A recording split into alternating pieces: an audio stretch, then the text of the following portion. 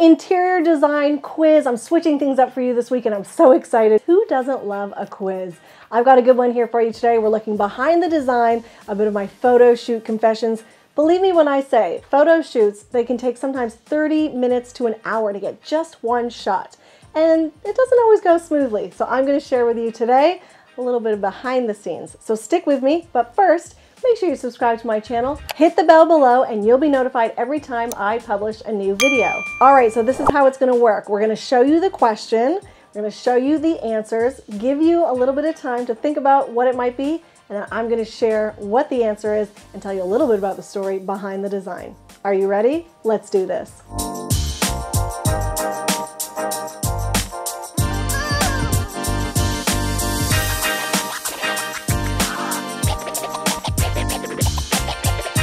True or false? We broke a leg on this living room table during a photo shoot.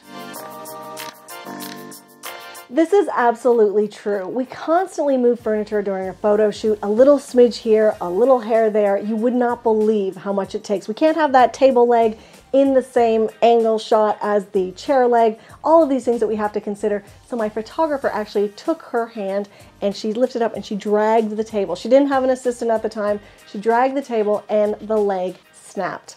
Obviously, we had to replace the table for our clients, and my photographer has since hired an assistant to help her with her photo shoots. Question number 2. What furnishings did we manipulate in this Toronto client's closet/lounge to get just the right shot for the shoot? Was it A, the settee that you can see up against the wall, B, the black chair, or C, the canvas artwork above the settee? Or D, was it all of the above?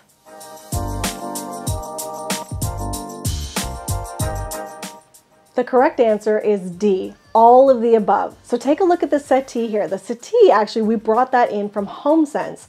The client did not have a settee in there, and unfortunately they didn't want to keep it after the shoot, so we did take it back, but we had it there specifically to photograph the space. You also see the artwork above that I mentioned. That was not there initially. That is actually the client's daughter when she had little baby pictures done, like those Ann Gettys, which was so cute. Otherwise, you'll see here where the wall is actually blank, so my photographer put that in afterwards.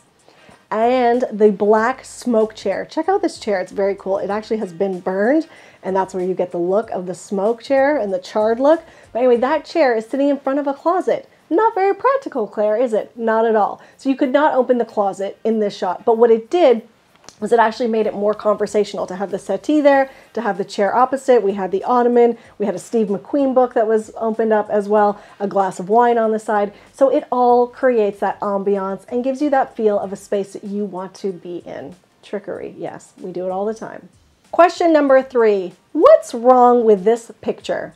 Is it A, the artwork should have been placed on top of the mantle, B, the chair is too close to the table, or C, the fireplace should not be on in professional photos?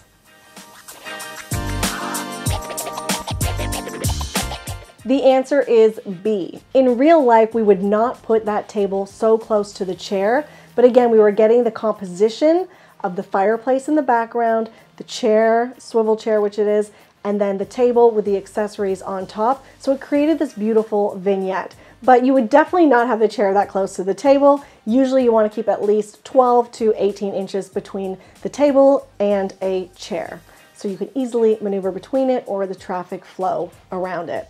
And another thing I wanted to mention is that if you look at this picture here, you'll notice that the chair actually does not reside at all by the fireplace. We have 2 matching chairs and they face the fireplace. You can see that in this photo where we're looking at that room from the kitchen. Question number 4, what did my photographer have to add into this built-in unit in the post-production process? Was it A, the TV? The clients hadn't had it yet. Was it B, the shelf underneath the TV? Or was it C, the hardware that you see on the unit itself?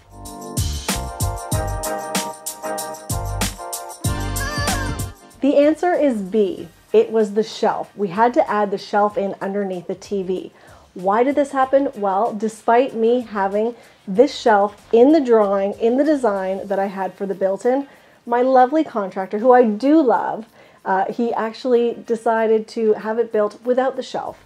And when I asked him where the shelf was, he had said, well, I just didn't think that maybe it was necessary. And I was like, you must ask me anytime before you change anything, please.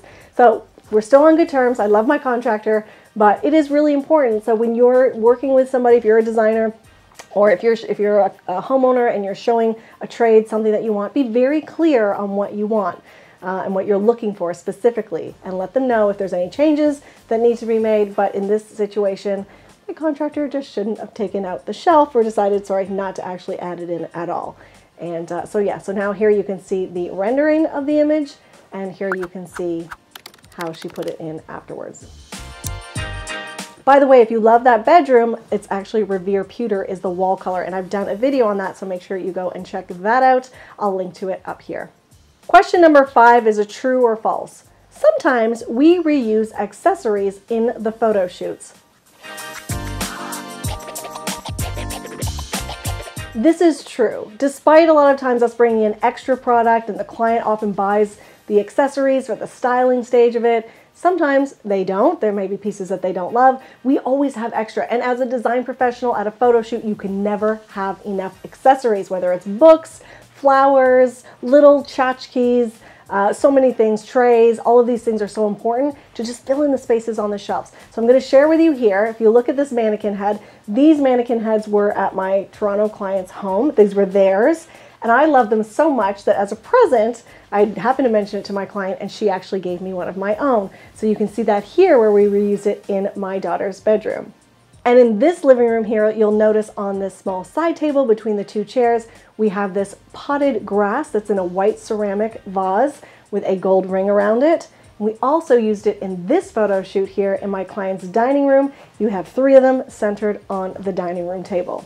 Maybe you can catch me out and you might find more accessories if you look at my portfolio, which you're welcome to do. I invite you to go and check out my portfolio, clairejefford.com/portfolio, to see all of my projects. How did you do on the quiz? Did you get most of them right? Were you stumped by anything? Did anything surprise you?